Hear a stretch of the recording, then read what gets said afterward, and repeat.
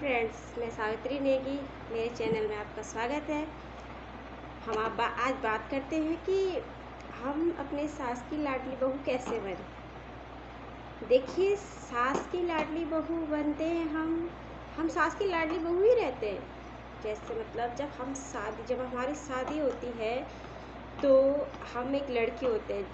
शादी से पहले हम लड़की होते हैं तो हमारी जो सपने होते हैं शादी के बाद बहुत बड़े बड़े होते हैं। ऐसे हमारी सासू माँ होगी, ऐसे हमारे ससुर जी होंगे, ऐसे हमारा परिवार होगा। मतलब हमारे सपने होते हैं कि काश ऐसे होगा।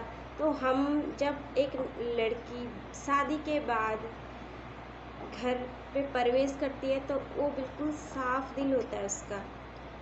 तो और जैसे हमारी अपेक्षाएं होती है अपने सास ससुर से, हस्बैंड से, वैसे ही सास की भी होती होंगी अपनी बहू से। मेरी बहू ऐसी हो, ऐसे बात करे, ऐसे हमारा ख्याल रखे, ऐसे परिवार को संभाले, ऐसी प्रॉब्लम को सॉल्व करे। तो जैसे मैं बात कर रही हूँ आज कि हम अपनी सास की लाडली बहू कैसे बने, कि वो उनके दिल में हम जगह अपने लिए कैसे बनाएं। हाँ, उनके दिल में जगह बनाने का एक नंबर 1 तरीका है, जैसे हम बताते हैं कि हमें अपने घर की बात बाहर नहीं ले जानी चाहिए।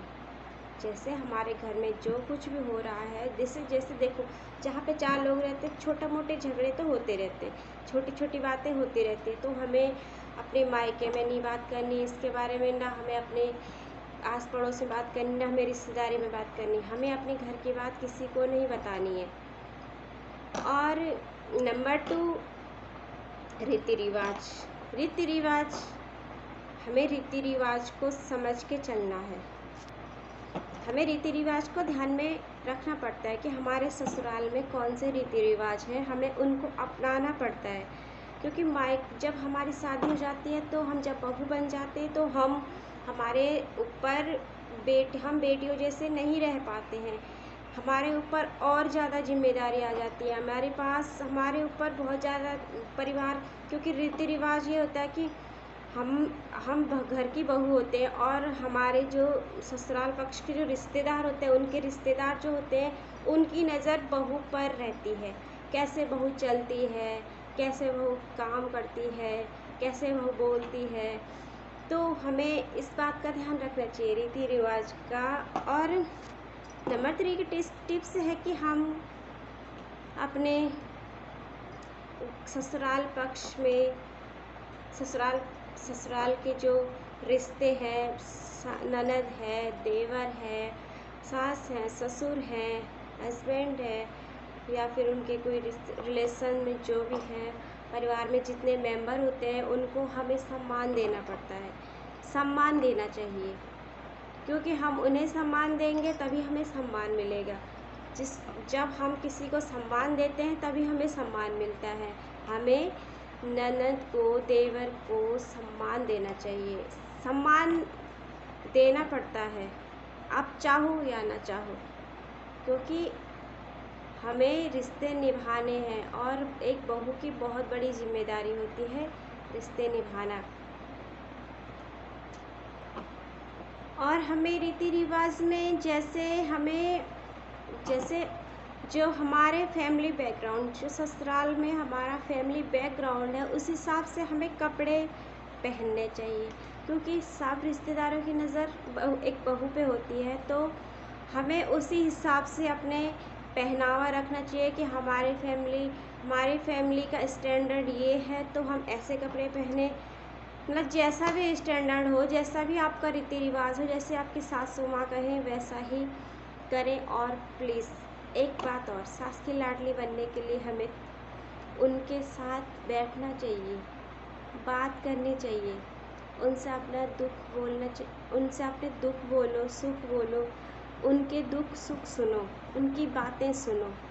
कभी जाया करो ना, जैसे आप शाम को खाना वाना बना लेते हो, खाना खा के तो आप अपने सास के पास जाया करो ना बैठने, अपने सास के पास जाया करो, बैठा करो, उनसे बातें करो और उनको पूछो क्या करें, कैसा करें। कुछ भी काम करो आप तो उनसे पूछ के करो, उनसे पूछो मम्मी ये कर रही हूँ मैं, मम्मी बोलती हो आप, जो भी बोलती हो अपनी सास को, माँ बोलती हो, तो आप अपनी सास से बोलो मम्मी मैं ये कर रही हूँ, क्या ये सही है, एक बार पूछ लीजिए करो। पूछ लेंगे तो उनको उनको सम्मान मिलेगा, उनको सम्मान मिलता है, वो उनकी वैल्यू, वो उनकी नज़रों में उनकी वैल्यू और अधिक हो जाती है कि हमारे बच्चे हमें कितनी वैल्यू देते हैं, हमारा इतना सम्मान करते हैं। वो खुशी होंगी, उनके अंदर से खुशी उमड़ कर आएगी। और ससुराल में ज़्यादातर लड़ाइयाँ होती हैं देवर ननद इन लोगों की वजह से होती हैं। देखिए हम इन रिश्तों को इतनी जल्दी अपना नहीं पाते, तो हमें अपनाना चाहिए हमें ननद को, देवर को अपनाना पड़ता है, तभी हम अपनी सास की लाडली बन पाएंगे। सास की लाडली बनना बहुत आसान नहीं होता है, क्योंकि हमने उनके पेट से जन्म नहीं लिया है, हमें उनका दिल जीतना पड़ता है। और जैसे सास की लाडली बनने के लिए हमें बहुत सारे काम हैं जो हमें छोटी छोटी बातें हैं जो हमें देख के सोच समझ कर करनी चाहिए। जैसे हम कभी मार्केट चले जाते हैं तो अपने लिए कुछ ले आते हैं, अपने लिए कुछ भी कपड़े ले आते हैं, कुछ भी ले आते हैं, और उनके लिए भी ले आइए ना। उनकी पसंद देख पता चल जाती है, साथ रहने से पता चल जाती है इनको क्या पसंद है क्या नहीं है, उनके लिए भी ले आइए ना। अगर आप उनके लिए भी ले आओगे उनको ज़्यादा खुशी होगी। हमारी बहू हमारे लिए कितना सोचती है ना। अपने लिए 2 कपड़े ले आते हो, 2 ड्रेस ले आते हो, तो उनके लिए भी एक ले आइए ना, उनको खुशी मिलेगी। और मेन है हमें अपने पापा जी का अच्छे से, ससुर जी का, इनफैक्ट आप जो भी बोलते होंगे, ससुर जी का हमें अच्छे से ध्यान रखना चाहिए, ताकि हमारी मदर इन लॉ को ये ना लगे कि बहू हमारा ध्यान नहीं रखेगी। क्योंकि आजकल के युग में हो ही ऐसा रहा है, बहुएँ बिल्कुल बेकार से हो गई हैं। अपने सास ससुर का ध्यान तो रखना दूर की बात, उनको खाना देने में भी उनकी माँ मर जाती है। देखिए जैसा हम जब सास ससुर बूढ़े हो जाते हैं तो उनका ध्यान हमें ही रखना पड़ता है। जो हम खाते हैं, हम ये नहीं बोल रहे आप सूखी रोटी खाते हो तो उनको भी सूखी दो, ये नहीं आप उनके बाप के पास जितना है उतना दो, जैसे आप रह रहे हो वैसे ही उनको रखो। और बुढ़ापे में ज़्यादा ज़रूरत होती है बुज़ुर्गों के साथ बात करने की। वो चाहते हैं हमारे बेटे बहू हमारे साथ बैठ के बात करें, तो हमें बातें करनी चाहिए। शाम को थोड़ा आधा घंटा 15 मिनट 20 मिनट निकाल के उनके पास बैठिए, उनके पैर दबाइए और उनसे बातें करिए। उनका कितना अच्छा लगेगा फिर। आप खुद सोच के देखिए ये बात, आपके अंदर से जो भी बात आप अपनी अंतरात्मा में झांक के देखिए, अगर हम उनकी जगह होंगे तो हमें कैसा लगेगा।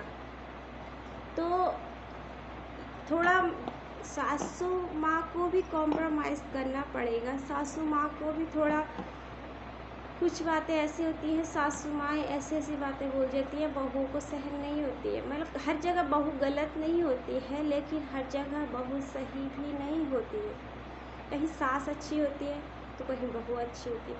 तो हमें अपनी सास की लाडली बहू बनने के लिए जो मैंने आज आपको बातें बताई है, आप अगर ऐसा काम करके देखेंगी ना तो फिर देखिए हमने अपनी सास की बहू बनना है, सास की लाडली बहू। दुनिया वाले कुछ भी बोले हमें क्या इससे बात, हमारा मन साफ होना चाहिए। दुनिया कुछ भी बोले हमें इससे कोई मतलब नहीं होना चाहिए। तो जैसे सासू माँ, उनके साथ कभी भी हम दिन भर घर में रहते हैं, अपना घर का काम निपटा कर उनसे पूछिए आपको क्या मन कर रहा है खाने का, क्या बनाएं। अगर आपकी सासू माँ ज़्यादा बूढ़ी है तो आपको पूछना पड़ेगा ना। अगर अच्छी है तो वो बोल लेंगी, खुद ही बोल लेंगी कि मुझे ये खाने का मन कर रहा है बना दो।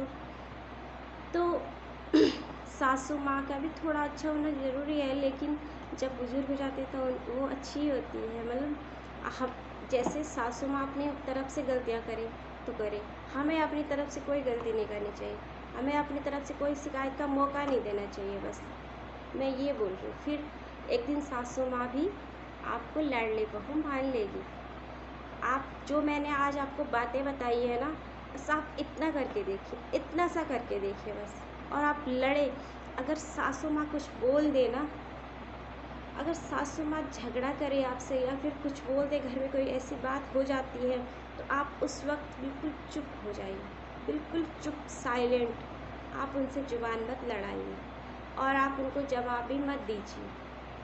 जब उनका गुस्सा ठंडा हो जाए तब उनसे बात करिए, मम्मी क्या प्रॉब्लम है, क्या हो गया, आप बताइए ना मुझे। यही तो है पढ़े लिखे लोगों की पहचान।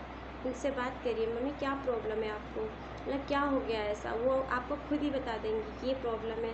तो कोई बात नहीं, हमसे गलती हो गई तो मम्मी हम आगे से ध्यान रखेंगे इस बात का, पर आप ऐसा मुझे डांटा मत करिए, ऐसी बातें करिए। मतलब जब झगड़ा होता है, जब मम्मी जी गुस्से में होती है, तो अगर आप उसी टाइम जवाब दोगे ना, झगड़ा बहुत बढ़ जाएगा। और ऐसी घर की बातें, झगड़े वाली कुछ भी बातें, घर की राज, अपना घर का भेद किसी को नहीं बताना चाहिए। या आपकी कोई भी हो, आपके रिश्तेदार हो, आपके ससुराल पक्ष के हो या मायके पक्ष के हो, किसी को नहीं बताना चाहिए अपने घर की जो भी बातें होती हैं। घर में कुछ भी हो सकता है, ऐसा नहीं कि हर किसी के घर में नहीं होता है, सबके घर में होता है, लेकिन हमें बाहर नहीं बताना चाहिए। हमें बताना चाहिए सब कुछ सही चल रहा है नॉर्मली, और ना ही हमें अपनी सास की चुगली करनी चाहिए। आपको अपनी सास से जो भी प्रॉब्लम है, आप उनसे ठंडे दिमाग से प्यार से बात कर सकती हैं। मम्मी आप ऐसा क्यों बोलती हो मुझे, ये आप क्यों करते हो, तो फिर देखना आपके रिश्तों में कैसे मिठास आ जाएगी। और कभी शाम को टाइम निकाल कर उनके पास जाइए, बैठिए, उनसे पूछिए, कुछ बात करिए, कुछ पूछिए क्या हो रहा, क्या कर रहे हैं, क्या करेंगे। ऐसे आप कोई भी काम करें उनसे पूछ के करिए, तो देखना आपके रिश्ते में कैसे मिठास नहीं आएगी, कैसे मिठास नहीं आएगी, देखना आप। जो आप तो आज हमें यहीं से वीडियो का एंड करना होगा। वीडियो ज़्यादा लंबा होता जा रहा है, हम ज़्यादा लंबा ना करते हैं, वीडियो यहीं पे ख़त्म करते हैं। और आप मेरी बातों का ध्यान रखिए, देखिए इन बातों को आप अपनाएंगे तो आपके घर में कलेश कभी भी नहीं होगा, सास बहू के बीच में तो कभी झगड़ा होगा ही नहीं। देखिए, देखना। तो आज हम यहीं पे वीडियो, प्लीज़ अगर आपको वीडियो पसंद आया होगा, आप सब्सक्राइब और लाइक ज़रूर करना, और बेल आइकन को भी प्रेस कर लेना, क्योंकि आप जो मैं नई नई वीडियो बनाऊंगी वो आपके पास नोटिफिकेशन आता रहेगा।